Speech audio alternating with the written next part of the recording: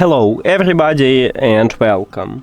In this video I'm going to show you how to create Equalizer preset for your speaker JBL Horizon 3.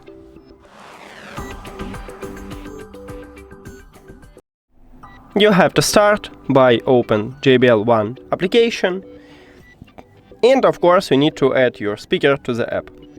Then tap at your speaker and scroll down. Right here we have Equalizer, so we need to just scroll it to the left, and right here we have Customize, tap at this line, and now we can make something good. Let's say this okay for me, and then you can just click at the check mark and we use it. So if I return here, right here we have this preset, it's saved, but you can reset it if you don't like what you made. You just click at the reset button and you have it by default, and now you can also make something good.